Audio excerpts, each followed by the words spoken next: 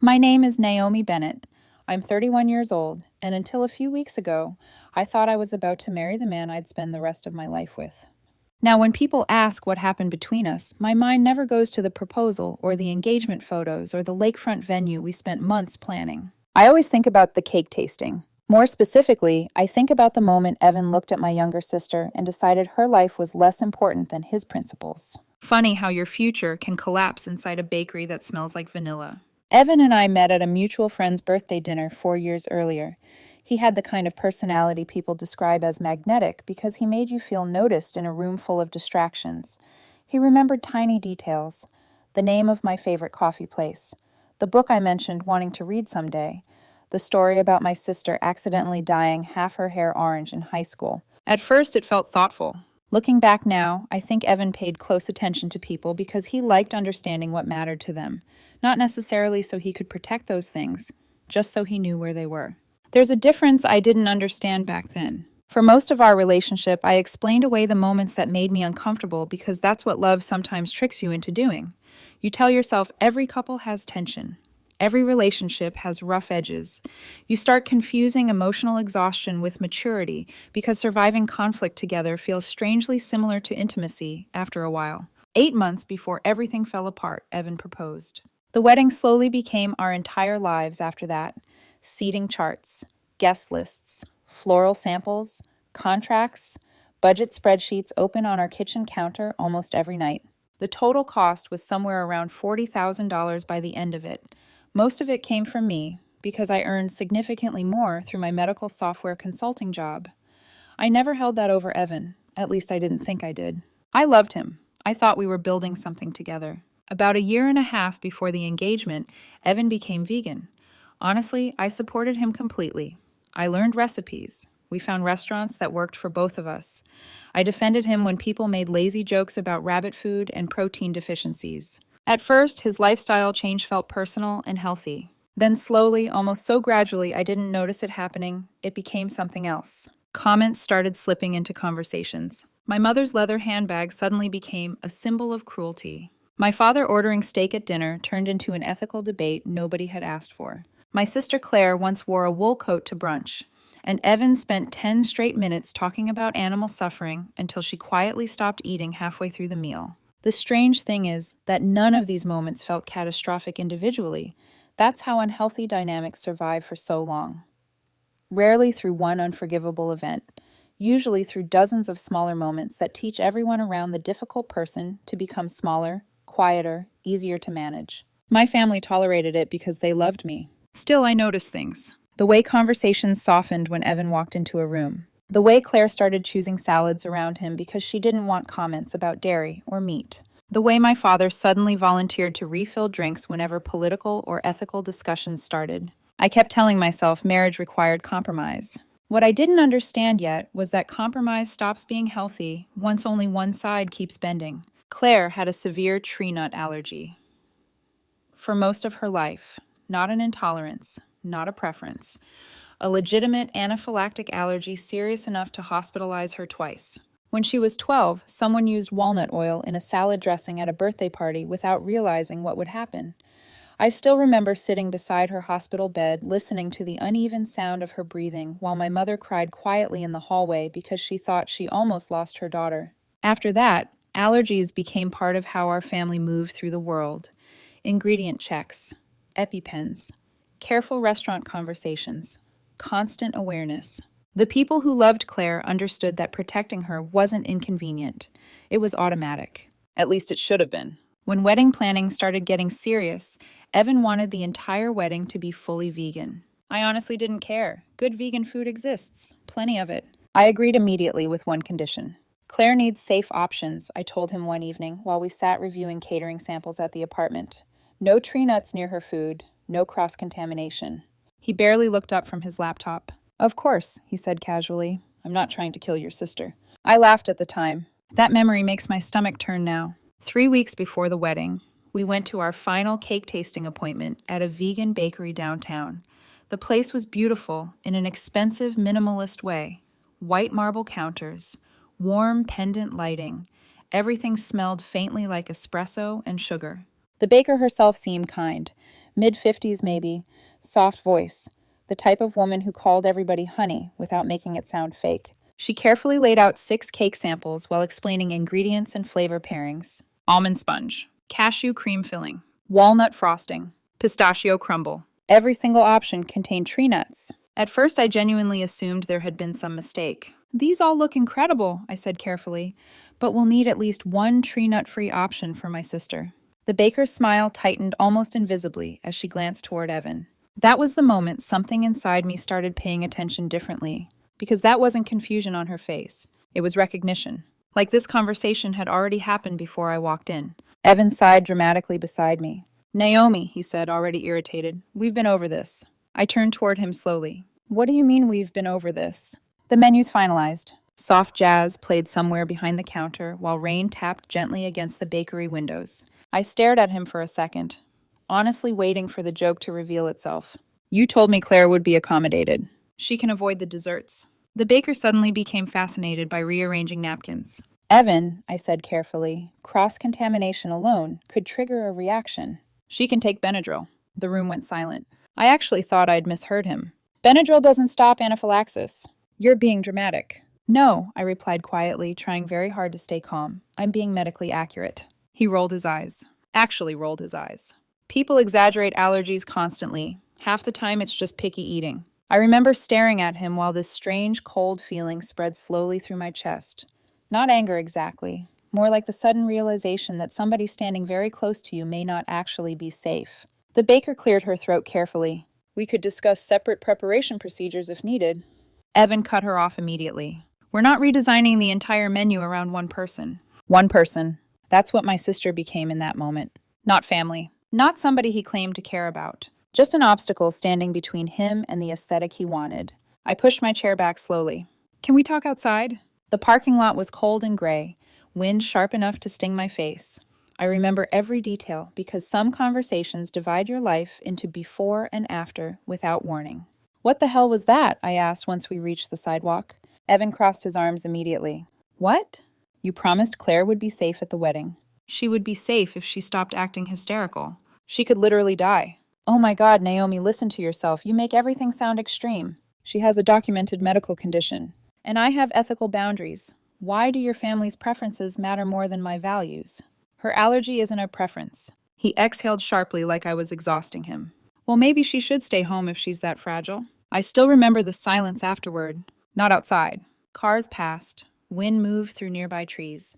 But inside me, something went completely still. Because suddenly I could see all the moments I'd ignored lined up together clearly for the first time. Every cruel joke disguised as honesty, every passive-aggressive comment toward my family, every argument where people eventually apologized just to end the tension faster. This wasn't really about veganism. It was about whether everybody around Evan eventually surrendered to him. And I think he genuinely expected me to surrender too. When I didn't immediately argue anymore, his expression softened slightly. He stepped closer and touched my arm gently like the conversation had already ended in his favor. "I knew you'd understand eventually," he said. That sentence hurt more than the allergy comments somehow, because he truly believed he was reasonable. The drive home felt surreal. Evan talked casually about floral arrangements, while I stared out the passenger window feeling like I was trapped beside someone I no longer recognized. That night he left for yoga around 7. The second the apartment door shut behind him, I opened my laptop and started canceling everything. I used to think relationships ended through explosions, screaming fights, slammed doors, somebody throwing a glass hard enough to leave damage behind. But sometimes relationships end quietly, while somebody is discussing centerpiece colors in the car beside you. Sometimes your heart leaves before your body catches up. The apartment felt unfamiliar that night, even though nothing inside it had changed. Evan's jacket still hung over the dining chair. His running shoes sat near the hallway wall. Our engagement save-the-dates were still stacked beside unopened wedding mail on the counter. Ordinary things suddenly looked staged somehow, like a life I'd already stepped out of emotionally without realizing it. I sat at the kitchen island for nearly 20 minutes before making the first phone call. Not because I was uncertain, because part of me still couldn't fully accept I was dismantling my own future. The venue coordinator answered first, then the caterer, the florist, the DJ, the photographer, the bakery. Every conversation made things feel more real. "Yes, I'm sure." "No, we won't be rescheduling." Yes, please cancel everything. I lost several $1,000s in non-refundable deposits by the end of the night. I barely cared. By 1 in the morning, almost $28,000 had returned to my account, and my entire future had disappeared with it. I sat alone in the dark apartment afterward, listening to the hum of the refrigerator and distant traffic outside the windows. I expected devastation. Instead, I mostly felt numb, like my nervous system hadn't fully processed the shock yet. I called my parents next. My mother answered immediately, because mothers somehow always know when something terrible has happened before you speak. The second I said "Mom," my voice cracked. She listened quietly while I explained everything. The bakery, the parking lot, the way Evan spoke about Claire like her safety was negotiable. When I finally stopped talking, she stayed silent for several seconds before saying softly, "Honey, I think you already know you made the right decision." That's when I finally started crying. Not dramatically, just exhausted tears sliding down my face while I sat alone at the kitchen counter, surrounded by wedding paperwork.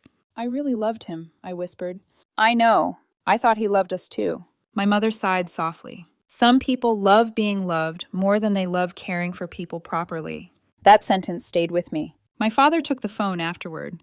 He'd never been emotionally expressive in obvious ways, but the second I mentioned Claire had secretly been afraid to attend the wedding, his entire voice changed. "What do you mean afraid?" I hesitated before telling him the truth. Claire had apparently been carrying extra EpiPens lately whenever wedding discussions happened. Just in case. That nearly broke me all over again. My father went silent for a long moment before saying quietly, "Naomi, when somebody makes your family feel unsafe, you do not marry them and hope they improve later." My father rarely spoke dramatically, which was probably why the words hit me so hard. Claire cried when I called her afterward.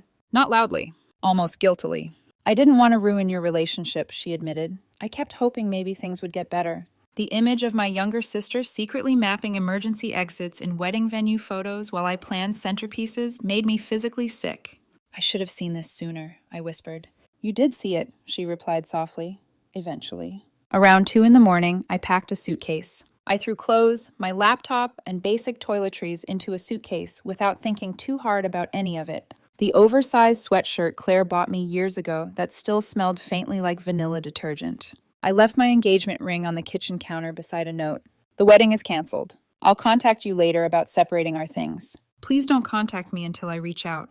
Naomi." 4 years reduced to 3 sentences. There's something brutal about endings that don't receive proper funerals. Mia picked me up 20 minutes later. I still remember standing outside the apartment building in the cold while wet pavement reflected the streetlights gold beneath us. She loaded my suitcase into the trunk without asking questions immediately. That felt like love too, somehow. Not demanding explanations right away, just showing up. I looked up at the apartment windows one last time before leaving. From the outside, everything still looked warm and beautiful. That's the dangerous thing about unhealthy relationships. From the sidewalk, the apartment still looked warm and normal, which honestly made everything harder to process. The first night at Mia's apartment, I barely slept. Every time I closed my eyes, I heard Evan's voice again. Maybe she should stay home if she's that fragile. By morning, I had 12 missed calls and over 20 text messages. At first, he sounded confused, then furious, then cold. "You're humiliating me." That message told me everything I needed to know. What hurt most was realizing Evan sounded more angry than heartbroken. He sounded less devastated about losing me than he did about losing influence over the situation. I ignored the messages. Instead, I sat quietly at Mia's kitchen counter drinking coffee while Dawn slowly turned the windows pale blue. "You look exhausted," Mia said carefully. "Feels expensive too." She studied me for a second. "You're calmer than I expected." I looked down into my coffee. I think part of me has been preparing for this longer than I realized. And it was true. Once I stopped defending Evan internally, old memories started rearranging themselves differently. I kept remembering all the little moments I ignored before. The comments, the pressure, the way everyone around him slowly became quieter just to avoid another argument. Love doesn't disappear instantly once trust breaks. That's what makes endings so confusing sometimes. Your heart takes longer to catch up than your instincts do. Later that morning, my mother called again. Apparently, Evan had phoned her around midnight screaming about how I'd embarrassed him and destroyed his life. Not hurt him, embarrassed him. There's a difference. He sounded angry, my mother admitted quietly, not heartbroken. That stayed with me afterward because she was right. Evan felt emotions intensely when they affected him directly. His frustration, his image, his humiliation. Empathy, though, requires caring about pain you're not personally experiencing. I don't think he ever truly learned how to do that consistently. Things escalated quickly after that. His mother texted me, accusing me of overreacting. Mutual friends started hearing rumors that I'd cheated on him with a coworker and used the allergy issue as an excuse to escape the wedding.